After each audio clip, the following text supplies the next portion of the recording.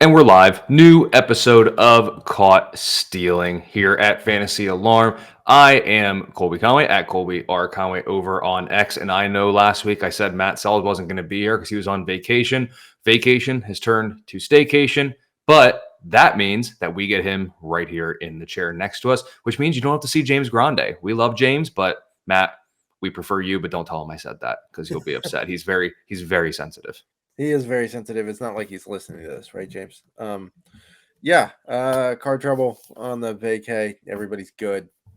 My wallet's not, but I'm here talking baseball, right? We've had a flurry of activity in the last few days. Y'all caught the midweek special talking injuries. We've got more. Shocker. As somebody on X tweeted, can we turn injury mode off for the rest of spring? Like an MLB The Show reference. That would It's like we talked about before. It's like and this suspension. idea, the idea of baseball is awesome. Yes. And your favorite breakout player, nothing happens to them. Your favorite sleeper, nothing happens to them. Your first round pick, nothing happens to them. But at some point, players got to step on the field and injuries are to occur. But I would agree, if we could turn the injury mode off, I would be down with that. We do have some injuries like you had mentioned, but first let's kind of hit the I believe it was the Friday news bomb with Noelvi Marte, 80-game suspension, getting popped for a little PED usage. I don't want to just kind of turn the page to the next chapter or anything, but the Reds, that logjam in the infield, at least for the first half of the season, no longer a logjam. Nope. We're gonna see. I would bet that Heimer Candelario starts at third base, and the law firm Christian Encarnacion Strand will start at first base, and that'll clear up a lot of the congestion and confusion. As somebody joked, I don't remember who it was. Maybe it was our maybe it was our good friend Howard Bender. Jonathan India probably slipped it to him because I think India's gonna get some more playing time out of this one. If you have Noelvi Marte in a keeper league, like I do, where you have multiple years left of keeper eligibility, it is a very tough decision now to willfully go into your draft knowing that you have a hole in shortstop or third base, even though you're keeping a guy because he's not coming back till the second half of the year. And then you can basically cut his stats in half. So if you were expecting, maybe let's say 20 homers and 15 steals, you're probably looking at best 10 home runs and like 7 steals, depending on how much playing time he gets. Because it's not like he's going to come back and they're immediately going to go, okay, Heimer Candelario, regardless of what you're doing, Marte gets a spot back. If Candelario is hitting like he did last year, I don't know that the Reds immediately insert Marte back into the fold. I mean, I think the only way Marte gets back into the fold immediately is if Candelario or Encarnacion Strand are struggling. And they move one of the, you move Candelario to first base, give Marte third base back, or just take Candelario out and give Marte. I think that's the only way he gets the job right off coming back. Or maybe it's something along the lines of Jonathan India plays regularly. He gets moved at the deadline or is part of some package for an arm. And basically they end up doing what we thought they would probably do. I mean, even dating back to the deadline last year, move Jonathan India, get an arm and open the door for, that was when we were spending, I think we spent probably 5 or 6 weeks clamoring for Encarnacion Strand to come up. And they just were not doing it. Then they finally did. But yeah, I don't know. That one's going to be interesting. I did have a couple shares of Noelvi Marte in some best ball drafts, so that's going to be pretty crappy. And Kodai Senga was one of my top 3 starting pitchers that I was rostering, so it was a tough little couple blows in back-to-back weeks there. But other injuries that have piled up here in the spring, Edward Cabrera, I want to say left his start early today, but can you say that before the start? The start never happened. Yeah, the start technically never happened because they took him out before he actually started. He was warming up. They didn't like what they saw. They took him out.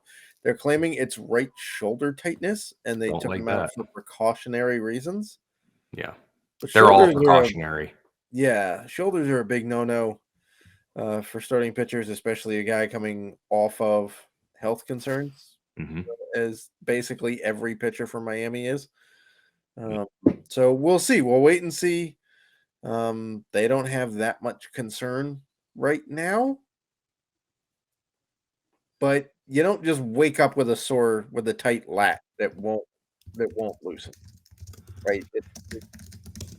There's something else going on here, whether he just needs rest or he's going to start on the IL like Emmett Sheehan for the Dodgers with a phantom injury that came out of nowhere. I don't know. We'll see. But you have to be concerned if you're banking on Marlin starters because they already had injury questions and innings questions, and now this guy didn't even make his scheduled start today. Yeah, it stinks for Cabrera too because he was kind of one in deeper formats. Mm-hmm. He was pumping the strike zone this spring. The early What was his returns were ADP? the early returns were encouraging for him here in spring, and now this comes up. And again, shallower 10-12 formats, 10-12 team formats probably weren't going to get to his range unless you have super deep rosters. But for those 14, 15 team leagues, Cabrera was a popular pick in the late rounds for a dart throw. Yeah, his ADP as of January 1st to today, we're recording this Sunday evening, is 290 according to NFBC. That will surely slide. Yeah, I would imagine so. Cleveland, another one of everyone's favorite breakout pitchers for 2024, Gavin Williams, experienced some elbow discomfort during his weighted ball routine. I think the tweet, or excuse me, the post, it's no longer tweets. The post was something of an awkward throw. Yes. Led to some elbow discomfort. That is very unsettling for someone who has a lot of shares of Gavin Williams. So what do you make of this? And again, of course, this one was also just out of precaution, just like every single one in spring. Out of an abundance of caution, like the COVID language is coming back, right? Yep. Anytime you hear it was a weighted ball, so there was weight on one end of your lever, considered your arm. Mm-hmm. It looked awkward, and there's elbow discomfort. That's not great. The last guy who had elbow discomfort was Lucas Giolito, and he's now done for the year. Mm-hmm. I'm not saying that's the case with Gavin Williams. We don't know that yet, so I'm not saying that. Again, I'm not saying he's done for the year. However, I am saying there is concern because anytime an elbow looks awkward and there's discomfort, generally speaking, you're going to be resting that for a little bit. So if he's starting the season slow, that certainly knocks some of his value down because, not going as deep into starts cuts the strikeouts down, cuts the chances for wins down. And if it's a bad start, blows up your ERA more than a deeper start would. And then Devin Williams had some, I don't even know what you want to call this. He's going to see a spine person to look at that. Yeah, he had some back soreness is what the Brewers described it as. But then they followed that up with he's going to see a spine specialist. Out of an abundance of caution, of course. You're not concerned. You said it was soreness, and this dude is off to go see a specialist? Mm-hmm. There's two different stories being told here, so we're gonna have to wait. But if you were really banking on saves from Dr. Airbender, I would be concerned, right? Because the Brewers aren't going anywhere in real life this year. We can all pretty well guarantee that. They lost their very good manager to a division rival. They lost their ace in free agency. Their other one is willingly. They did not attempt to. Yeah, they traded Corbin Burns. They will be trading more in July. We can rewind to this on March 10th as we're recording this, March 11th as you are listening to this. Yep. At the trade deadline, the Milwaukee Brewers will be trading players away, guaranteed. Yes, they will, 100%. Because they'll be too far behind Pittsburgh. I agree, Matt. Absolutely. If Devin Williams is healthy, they're trading him. So that's all they care about. Is they need him healthy at the trade deadline so they can trade him and get pieces.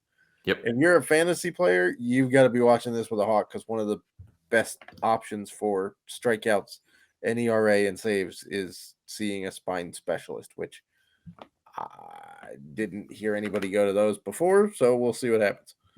If you have not drafted yet, Mr. Piamps should be someone that you should be looking at in the later rounds. Go back to the NL Central preview and you'll hear me talk about Joel Piamps. That's right, and he will certainly be there for you. But Matt, I kind of talked about it there. this upcoming weekend is probably one of the more action packed for fantasy baseball drafts because it's the last weekend before the regular season starts. Yes. So it's going to be the most It's popular also, draft. yeah, I mean, it's the last, I mean, technically, right? There's a 2-game Right. Korea series. Opening day is until what, the 28th of March? It's like the Thursday. It's a Thursday. Yeah. I think it's like the 28th of March. 28th. Opening day for everybody else. So this is the last full weekend before games. Before a regular season game. Yeah. So yeah. with that in mind, what is your best tip for someone who has not drafted yet? Maybe their league's draft is upcoming, or maybe there are multiple drafts or this upcoming weekend. What is your one tip that you want to give to the folks who have not drafted yet? Ooh. This is a good question, man. Thank you. There's so many good tips. Normally I would say let the draft come to you and just play it out. Like we've had a couple of mock drafts here at FA. You and I were in one just a couple of nights ago. Yep. That was fun because I knew who Colby was going to take, and I think he knew who I was taking later in the rounds because of the previews. But I guess my number one thing is go get your guys. Like ADP isn't, you don't have, it's not a law. You don't have to legally abide by ADP, right? Is that where the industry believes the guy is going? Yeah, but ADP is wrong all the time. It's wrong every year. Even in the first round, it's wrong, right? Last year, Trey Turner was making a case to go number 1 overall. He didn't return top 15 value, right? You could get Acuna at 3. He was easily number 1.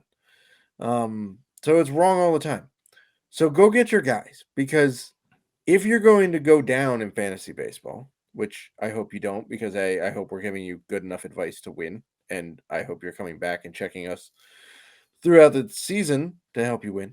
But if you go down in fantasy baseball, I'd rather do it with my guys, with my gut guys. I'd rather not go, well, I could wait around. I'll settle for this guy because this guy says, because ADP says this guy should go here over the other one, and then you don't get the other one, and then the guy you didn't really want sucks. Go get your guys. That's especially in an auction. Go get your guys and then figure the rest out. That was essentially going to be mine, but I'll give 2. Matt, I'm a company man, so let me do the first one. Make sure you go to fantasyalarm.com, download the MLB Fantasy Baseball Draft Guide with the cheat sheet. That is your one-stop shop for everything that you need for your fantasy baseball draft. So 1, make sure you download that. Make sure you have that with you or up on your laptop. Literally updated Saturday night on the 9th. It may be updated by the time you're listening to this, but I know that Howard Bender had updated all of his rankings and whatnot based on the news, injuries and signings and suspensions throughout yesterday. Yep. So that is why stuff like that is the reason why you need that in your bag for your fantasy baseball drafts. And my other one is just like kind of what you were saying. And it goes back to 1, get the draft guide. 2, if you fail to prepare to fail. Make sure you've done some research ahead of time. You have the cheat sheet, but you have an understanding of players that you like and don't like at ADP. And then like Matt said, because that was ultimately going to be mine. Do not be afraid. Do not be afraid of what ADP says, excuse me, and it causes you to miss a player of yours. Don't be afraid if you have a particular player that you really like, pushing them up because, he's going too early. And if I do the ADP math here, there's 3 teams, 3 players above my guy. I'll definitely get him. That only works if you're drafting with a bunch of computers and it's taking the top guy off the list. There is variance when people draft. Do not be afraid to push a player up of yours, because it's like we talked about. Plant your flag. You have a hill. You're going to die on that hill. Go down swinging with your guys, just like you said. So do not go into a draft. Man, I love, we're going to talk about him a little bit later, but I love Bryce Miller. He's going to break out this year. And his ADP is at 182, and you're at pick 167, and you don't take him because, it's too early for him. Then do you even really like him? Like, right. If you're only drafting with where everybody else is going, you're just following consensus. You're not, and you're going to miss out on him. That's what's going to happen. So because I guarantee you, if you like him, a bunch of other people in your league like him, because there's Some of these buzz guys everybody catches on to, and there's no. Yep. I have a league where there's literally no sleepers. Like you think you're coming in every year with a guy who you could get, in normal bidding for $1, right? He's going to be a sleeper and he's going to return 5. Well, that in my home league, everybody's so sharp that $1 guy you swore you were going to get for $1 goes for 3 or 4 because people are in on the same guys, right? I guess my second tip would be have an idea of the lay of the land. Okay, so we had a question in Discord this afternoon about what the shallowest position is coming into drafts this year. I said without a doubt at second base because I just like there's 3 or 4 dudes at the top, and then it drops off quite a lot between difference makers in fantasy and just another guy at the position, right? So know the lay of the land, know your league format, know how many middle infielders and corner infielders and how many starting outfielders you're doing, and if there's util guys, if there's not, then who starts where, so that you don't go, oh, I'm all over these guys, and then all of a sudden you turn around and there's literally nobody left at second base, like Colby at TGFBI and his starting shortstop and middle infield, who I don't particularly mind, and if you're comfy with waiting, that's fine, but know that you have guys that you can wait on. Don't hit a panic pick and then have to wait around because, oh, I need to research these guys. And then the guys you're researching all go because everybody else realizes second base is abysmal, right? So that would be my other tip is don't get caught. And the draft guide helps with this. There are tiered, the cheat sheet will kind of tell you exactly where you can spot each position and where fall offs are. So just know that so you don't get caught flat-footed on a run or, and you wind up with players you don't want at certain positions. Absolutely. I agree with that. So more than ever, all the reason, get the Fantasy Alarm Fantasy Baseball Draft Guide. And if you do have drafts next weekend, if you become an all-pro member, you can actually get access to Matt and I. And if you're in the draft or it's upcoming, drop the questions in there. Hopefully we're around, be able to help, but you got to be all pro to get access to us in the Discord. So make sure you do that. But at the very least, get the cheat sheet, have that. That is your one-stop shop for all things fantasy baseball for your leagues draft. Matt, you talked about second base, and actually it's a perfect segue into some, again, early spring headlines, a little fact or fiction. I know you talked about second base being thin. I agree with you in terms of the elite options. There are 2 value plays at second base I particularly love. One of them is Zack Gelof, who has been very, very good this spring. And last season was honestly very productive for a pretty crappy Oakland team. If you take his numbers from last year, over 162 games or 650 plate appearances, 32 homers, 32 stolen bases. That's the pace he was on last year. I will not ask you if Zack Gelof is a 30-30 guy this year because I think you'll probably say no. So to make it a little bit tougher, I will say, is Zack Gelof, does he have a 2020 season in him in 2024? I think he does. He's been a sneaky favorite prospect of mine since he's been in the Oakland system, which is a couple of years. He was drafted in 2021. If you put together his AAA numbers from last year and his MLB numbers from last year, granted, AAA is in the Pacific Coast League, which is a very hitter-friendly league across the board. If you put those together, he played 138 games, 69 games apiece, nice, in each level. He put up 26 homers and 34 stolen bases. So, yes. I'm going to say, yeah, he's good for a 2020 season. I'm not going to say he does it no sweat. I think he gets exactly 220, maybe 20 homers, 22 steals, somewhere in there. But yeah, I think he's a 2020 guy that nobody's paying attention to because he plays in Oakland and everybody's busy laughing at them for screwing up the Oakland versus Vegas versus maybe Salt Lake City stadium debacle. Well, let's move up a couple rungs in the MLB hierarchy and let's look at 2 teams, both in the National League. And honestly, Matt, this spring has kind of been the I don't know if I want to call it a renaissance, but the reliever turned starter has gotten Yeah. legs here Yep. this spring. Seen it with Garrett Crochet, with the White Forgotten Sox. arms, shall we say. Yeah, sure. Two guys, AJ Puck, Jordan Hicks, both very, very good so far in spring. I know we've talked about Jordan Hicks before, and it's, hey, he could be good on a per inning basis, but the volume's simply not going to be there. It's going to be tough for him. So AJ Puck also is going to move into the rotation. As if there were any question before, Edward Cabrera is now injured. He's now nearly a guarantee to be in the starting rotation for Miami. So let me ask you this, Matt. I'm going to put the bar at 114 and 2/3 innings because that means they get through 115. Does either AJ Puck or Jordan Hicks log 115 innings as a starter in 2024? I want no reliever innings. That doesn't count for this. I want innings as a starter. Does either of them? I'm even giving you an either or. It's not even an and statement.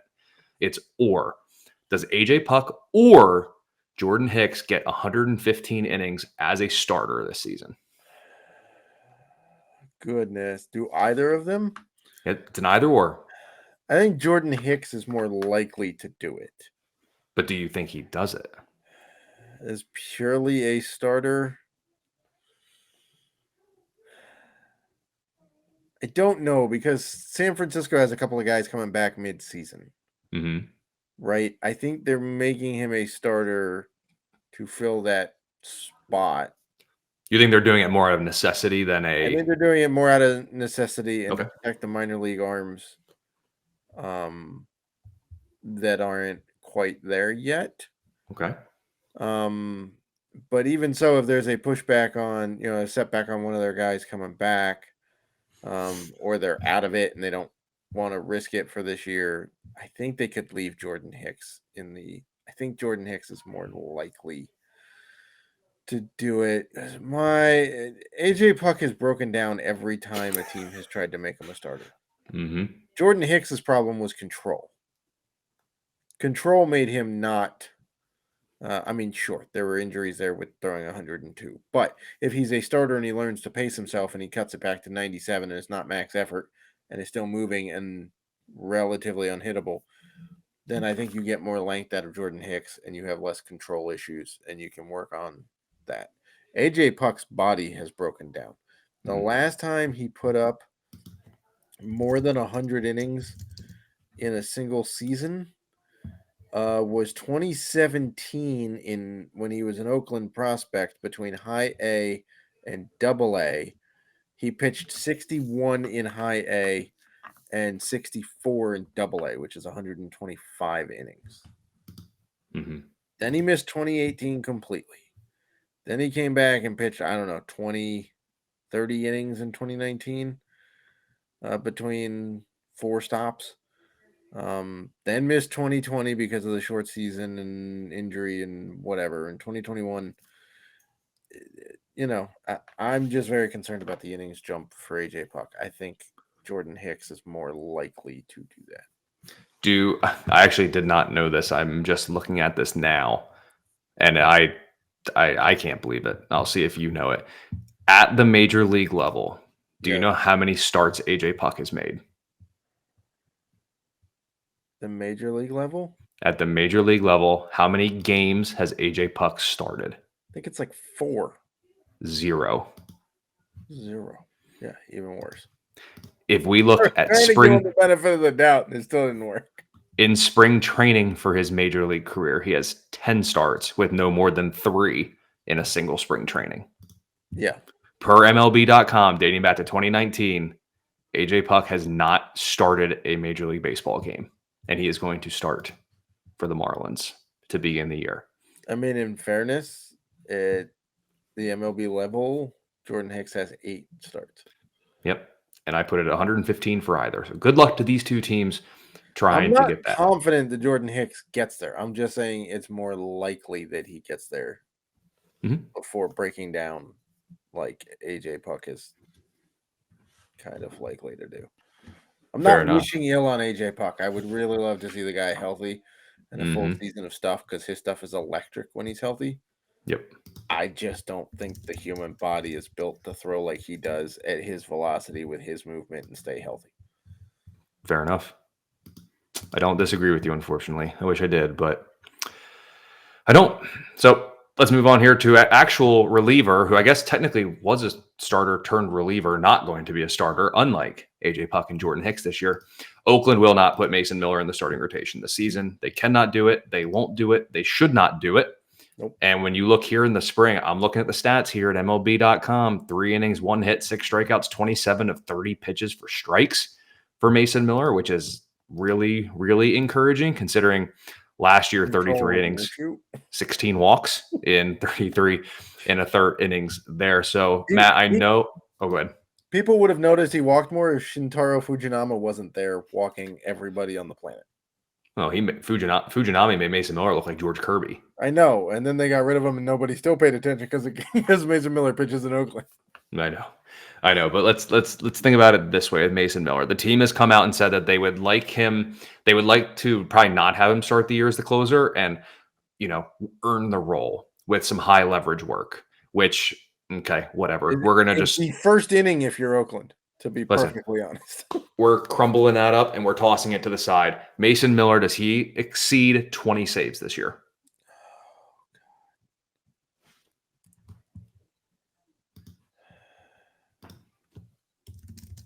That's a very good question. Thank you. I know if you're listening, that was a very long pause. I'm sorry about that, but is that the right number, right? Because you got to figure out how many wins we think Oakland's going to get. 40? I mean 40 and 122. Think about what we're saying here, right? Like, but that team is not good. I'm sorry, Oakland fans. I know you love them dearly, and I know you put on a heck of a fan fest that was not sanctioned by the team. But DraftKings Sportsbook has Oakland's regular season wins at 56.5. How many did they win last year? Anybody know how many they won last year? I don't know off the top of my head. We're not prepared for this, but I didn't expect to get deep into the A's. They won 50 last year. Okay. So if they win 50 and you figure what? Also, I kind of really like that under. I'm not gonna lie. I know that we're not a betting show, but I think I'd probably take the under. I think I would too. I think I would too. Yeah, they're not good, man. They're not good in the real sense, and they're not good in the fantasy sense, outside of maybe Mason Miller and Zack Gelof, and maybe Estuary Ruiz for human steals. Real, but 20. I'm gonna say dead on 20. Because look, if they're real about it, and he doesn't actually start the year as the closer, then there's a handful of games somebody else is getting, right? Yep. And if you figure they win 50, to get to 20 means he's got to save basically everyone that he's in. If you're assuming that they get about half, like on average, about half of the games you play are going to get you are going to be saves. And that's just how it's worked out. There are some that are higher than that. There are some that are lower than that. But I would say league average is about 50% of games are saves. I would say 20. 20 is a pretty good number. That was a very long way of saying yes. I think that's a good number. Last year, Oakland had 29 saves, so as a team, so 29 to 50, a little bit over half. So, yeah, I like the over. Right, and I mean that's assuming Mason Miller gets all of them. Right, and that they actually do make him earn it. I mean, is it possible he could get 25? Sure. Even if he only gets 15, he's going to be so good on a per inning basis. He's going to be so good. That last year's team was arguably better to start the season than this year's roster, which is a scary thought. I would agree there. So you're taking the push. I'll take more than 20, but just by a hair. So, Matt, let's move on. A little discourse from the Discord. I had one question in there, and this one I've kind of already tipped my hat to my answer, so I don't need to expound upon it too much more. But you can go check out in the draft guide late round fantasy baseball targets and sleepers. You'll see that one of these guys was in there. So one of the questions we got in the Discord, standard 5x5 scoring, Bryce Miller or Eduardo Rodriguez, dating back to February 10th. So basically about a calendar month Bryce Miller's 182 ADP. Eduardo Rodriguez is pick 190. Like I said, I've already tipped my hat. Bryce Miller is my most rostered pitcher in my best ball formats. I think I've gotten him in both mock drafts that we've done in part of the Fantasy Alarm Fantasy Baseball Draft Guide. So I am team Bryce Miller on this one. Where do you fall on the Bryce Miller versus Eduardo Rodriguez train? For me, I'm gonna go with Eduardo Rodriguez. Okay. It's no secret he was one of my favorite moves of the offseason. I think I stated that on one of our offseason pods. I love the deal for Arizona, getting him as a number 3 starter. He looked really good when healthy in Detroit. And yeah, I know it's Detroit, but the ballpark is just about as fair in Arizona as it was in Detroit. Sure, he's got to face the Dodgers, but that's really the only offense in that division that fully scares me, to be perfectly honest. San Francisco's is getting better, but it doesn't really scare me that much. Plus, that park is nice every time he gets to pitch there on the road. Coors, the Rockies' offense is not great. And San Diego, there's a lot of questions there. Sure, they've got some big name guys, but outside of their very expensive contact hitting second baseman in Xander Bogaerts, Tatis and Machado, there's not a whole lot of threat on that lineup. So I am not that scared of that division for Erod. I think he can stay healthy. He gets the benefit of a domed stadium. Basically, I mean, I know it's retractable, but to play in so he doesn't have to deal with the cold weather and the wild weather he had in Detroit. So I like the strikeout upside. I think the ratios will be fair. And look, he's pitching for the defending NL pennant winners.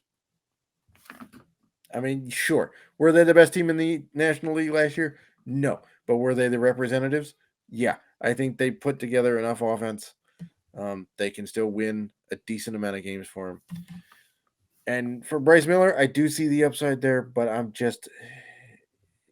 it concerns me pitching against the offenses he's going to have to face in that division a little more.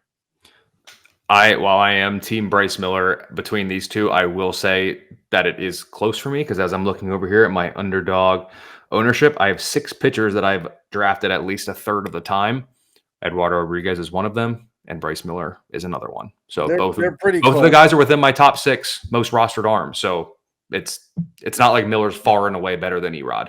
And I know we said don't rely on ADP, but I'm going to rely on it here. They're going within 7 picks of each other over the which means you back them. That's what you do. You get them both. You're basically a half a round away from each other. So they're going in the same round, essentially. So if you can get them back to back, bonus. Hey, draft them as your 4th and 5th starter. Get 2 SP3s between the two of them. Yep. Thumbs up to you, my friend. And that is what you will need. But, of course, let's put a bow on this episode. This is actually a bow, and not just for this episode, but it's a bow for this challenge that we've been doing as well, because it's the last division we're here. AL West, honestly, this was one of the more fun ones that we've gotten to do, I thought. So I'll be curious to see how our teams shake out. But once again, catcher, infield, outfield, starter, reliever from the same division, no more than 1 player per team. Players' ADP since January 1st must be outside the top 175 overall, except for catcher. Anything goes there. Positional eligibility as indicated by NFBC to begin the season. Standard ESPN scoring, but Matt and I, of course, restrict the ability to do whatever we want with these. So, although we've stuck to it. So, that's what we can do. Except for your wild pick of Will Smith. Yeah. I mean, listen, that's the part I can do whatever I want. That's what we get. But let's do it first. You went first last week with the kind of the serpentine. So let me go first. For behind the dish, I'm going to go with Jonah Heim. Less competition for someone taking at bats behind him this year, which I do like. Good. And honestly, even a little regression from last year, still plenty of production, plenty of ROI, and he's been a pretty good value overall throughout most of draft season. If we go back to ADP since January 1st, Jonah Heim is the 13th catcher off the board, pick 162. Completely fair value. He should produce at a top 10 level again this season, and you can get him outside the top 10. So Jonah Heim is my backstop. Where are you going behind the dish? I'm knocking off the Angels here first. I'm going with Logan O'Hoppe. Hmm. He was a very sneaky. Like I really liked him when he was a prospect for Philadelphia. That's right. He started with the Phillies. The Angels got him in the trade for I think it was Brandon Marsh. If I'm Sounds not right. mistaken. I loved him behind the dish. Yeah, he suffered the injury last year. He'll be healthy this year. You're getting a ton of pop with O'Hoppe. Could be 25, 28 homers and a 255, 260 batting average to go with it. Hmm. Um, the Angels lineups, not great, right? Obviously, not great. But in terms of catcher, O'Hoppe's got basically no competition. So I'm fine with him. Yes, he's going outside the top. He's going inside the top 175, but it's like 153, I think, is Yep. what it was since January 1st. So it's close. And since we're serpentining this, I'm going to go with the newest member of the Seattle Mariners. At least I'm assuming so, unless Jerry DePuto's made a trade since I've been talking. Um, Jorge Polanco for my infield from Seattle. Hmm. It was a little bit of a down year in Minnesota, but to be perfectly honest, I think everybody outside of the pitching staff in Minnesota had a down year. Um, he should hit near the top of that order, second or third in that order, probably behind Julio Rodriguez. So he's going to get pitches to hit. He should be back to about 25 homers, a handful of steals, pretty decent average, and should get a pretty decent shot at run production in that vaunted Seattle lineup, assuming they strike out less this year. So I will go with Jorge Polanco. I think he's going outside the top 200 if memory serves. Infield, I'm going with Jeremy Pena. I really like some What about him? stolen base production this season. 96 percentile sprint speed last year, but just 13 for 22 on stolen base attempts. And here's the thing, depending on if you rode the Jeremy Pena roller coaster last year, pre All-Star break, no average, hit Correct. 246, but had 10 home runs with a 399 slug. After the All-Star break, no home runs in 294 plate appearances, but he hit 284 and 711 OPS. That is what it is. But all power, no average in the first half of the year. No power, all average in the second half of the season. And when you look, I think his 2024 numbers are going to be somewhere in between what we've seen of the 2022 and 2023 version of himself, but with more stolen bases. I think this year he gets to 15 plus stolen bases. Honestly, I really like him to go 15-15 and just hope that his average is closer to 260 than it is 240. That's what I'm hoping for with Jeremy Pena. But Yep. Look, I like Pena. I thought about him too. I have him in a dynasty league. No faults there. So you get to pick your outfielder now. yeah, reluctantly, I'm going Taylor Ward. Season was cut short last year. If I'm not mistaken, he got hit in the face. Yeah, I If think he broke his memory face. serves. Yeah. Yeah. So that's a freak incident. Hopefully it doesn't happen again. And prior to that, 14 home runs. He had 18 doubles, so 32 extra base hits and 356 at bats. Last season, 421 slug. Maybe wasn't quite 2022 of himself, but a very, very solid 2023 season. He's going to play every day for the Angels. He probably won't get hit in the face again in 2024. He So may I be like their for him. leadoff guy. Yes, I like for him to have a very good season. Handles left-handed pitching very well, and is serviceable against righties. Plays okay defense, so he'll be fine. And regardless, there's no one else that's going to kick him out of the lineup. So Correct. as long as he stays healthy, he'll be just fine. And if I'm not mistaken, let me pull up his ADP. I probably should have wrote that down, but I didn't. But dating back to January 1st, he's the 54th outfielder off the board. Pick 224. Yes, it's a crappy team, but he will put up numbers. So that's my outfielder. I actually like the Angels more than a lot of people. I think they're. I'm kind of mad I didn't go with anybody of their pitching, because I really quite like several of their starting pitching. Well, hold on. But Let's see how much you like the Angels then. Give me 1 second. 72.5 wins. How much do you like them? I think that's probably 72. Oh, sounds like the under. Okay. I'm not saying that they're. I'm just gonna saying you get said the I like them, world so I'm beater. like let's see how much you For like them. fantasy value. There's a Oh, difference okay. between that and thinking they're world beaters and going to win a division against the Astros and Mariners and Rangers. That ain't going to Well, happen. if you did think that, you could get the Angels Plus 4,500 to take the AL West. That's not enough. Sorry. That's not enough. So I will go with an outfielder. I have a little bit of question marks about, just like Colby with Taylor Ward. I'm going with the Rangers here. Going with Leody Taveras. There's a decent power speed combo here. He could go 15-15. Batting average is okay. It's not terrible. It's also not going to kill you. He plays a very good defense. The problem with Leody Taveras is Wyatt Langford. Right? Wyatt Langford is coming. And Evan Carter can play a natural center field. And if they don't put Wyatt Langford at DH, then they're going to have to play Wyatt Langford in the outfield, and they're not putting Evan Carter at DH. They're going to play him in the outfield, and then Leody Taveras sits. Right? So when he's on the field, Leody Taveras has been I'm not going to say very productive, but for this range of outfielder, he has been a very nice play this deep in a draft to get a 15-15 guy on an offense where, frankly, even with Leody Taveras hitting 7th, he's still going to get pretty good RBI and run numbers because of how loaded that offense is. So that's my pick. I do it carefully because I am concerned about playing time. But when he's on the field, he's quite good. Now, speaking of doing whatever we want, I literally had I have a coin flip here for starting pitcher. They are both from the same team. Okay. And it's not a duplicate of a team that I've used, so it follows that rule. Mm-hmm. But I literally cannot tell you which one I actually like more. One of them is Christian Javier, and one of them is Hunter Brown. And they are right back to back in ADP right now, too, since January 1st, 182 and 183.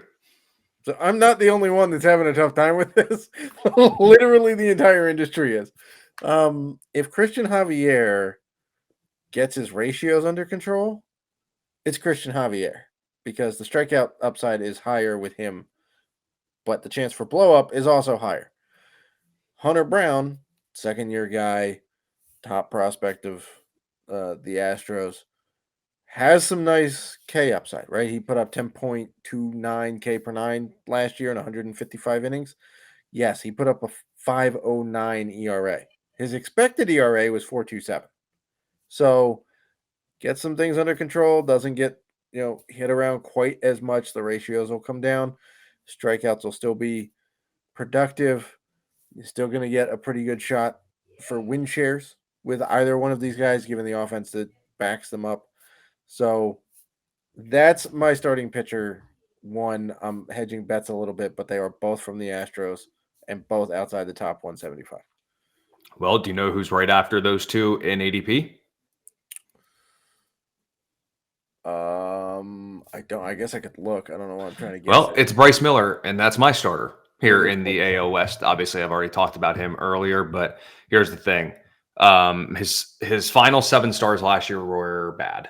It kind of tanked his numbers a little bit, but through his first 18 starts, 3.78 ERA, 17.7 strikeout minus walk rate. He's adding in a splitter here for 2024. I think it's going to at least give him something different. And I wrote about it in the late round fantasy baseball targets article in the draft guide, which you should check out. But down the stretch, he was solid. And I do believe there's more meat left on the bone in the strikeout department, whether it comes by way of the splitter or his newfound splitter becoming this excellent strikeout pitch for him, or if he just continues to work his fastball and slider, and the addition of the splitter just gives someone more to think about. I do think Bryce Miller is more than capable, and I wrote this verbatim in the article, of giving fantasy managers 10-plus wins with an ERA in the mid to upper 3s with an upper teens strikeout minus walk rate. He can command the ball with the best of them. Walks will not hurt him. He will not self-inflict damage. So Bryce Miller is, I know he's very popular in the industry, so I'm not going out on a limb here with him. I'm pretty chalky if we're being honest with Bryce Miller, but hey, I'm allowed to do that. So he's my starter and my reliever. We talked about him as well. I'm going Mason Miller. I have to draft an Oakland Athletic in this thing that we've done now for 6 weeks. And it's only fitting that Oakland is the last team that I get to talk about here, but talk about Mason Miller. Even if he only gets you 10 to 15 saves this year, he's going to be absolutely dynamic and elite on a per inning basis. He's going to go out there 1 inning, no hits, 2 strikeouts, so many times this year. I already see it happening. He's going to throw like 104 miles an hour. He's got this wipeout slider. It's going to make people look silly. If he stays healthy, we will see a lot of him on a particular account on X that likes to post a lot of the nastiest pitches and stuff like that. He will be a frequent flyer on that page. So Mason Miller for me. Where are you going with reliever, even though I know where it is? Yeah, for the first time in this entire series, we have a duplicate. And I am also going with Mason Miller for reliever because, frankly, he's the only other A's that I wanted a piece of were going inside the top 175. So, we're there. I thought about Brent Rooker. Shea Langoliers. If we were going him with catcher. I thought about I could have taken him and then also gone Robert Stevenson for the Angels for reliever. Yep. So there's a possibility. But I just like Logan O'Hoppe more than I like Shea Langoliers. So there's that. So yes, we are going to have a duplicate. So for those of you voting, I know. But in fairness, I have 2 starting pitchers and Colby only has 1. So there's a difference. That look, the AL West, as we were talking to each other throughout the week about doing this, there was a lot of different routes, mainly because of a couple of teams that have a lot of mediocre players on them. And so you can go a few different routes with those. However, you can also go a few different routes because there's a lot of dudes who aren't very good for fantasy baseball, right? Everybody who's good, like the Astros, I think you couldn't draft the top 10 guys. I think, well, if you wanted Yainer Diaz, you could at catcher because he was for me a little bit too far away from 175 to take. But like Texas, I think the first 12 dudes are inside the top 175. So that makes some teams a little tougher to build around. It sure does, but that'll do it for the AL West Challenge. So, of course, if you want to get your lineup entered, the post on X, I keep wanting to say tweet, but the post on X will be out. So head over to @Colby respond there, or also just get a vote in the poll. Let us know whose team you prefer between Matt at the Salesman or mine. So make sure to check that out. And of course, if your fantasy baseball draft or drafts are happening here soon, go to fantasyalarm.com, get your hands on the cheat sheet and the Fantasy Alarm Fantasy Baseball Draft Guide. If you become an All-Pro subscriber, you get access to us in the Discord. Let Matt and I know your burning questions, you want some of our secrets for fantasy baseball drafts this year, like our breakout players and sleepers, you can obviously hit us up in Discord if you are an All-Pro subscriber. But of course, get your hands on the Fantasy Alarm Fantasy Baseball Draft Guide and cheat sheet, and check out all the other great content we have at fantasyalarm.com. Give Matt a follow over on X at the Salesman. I'm at Colby R. Conway, and we will see you next week with the newest edition of Caught Stealing.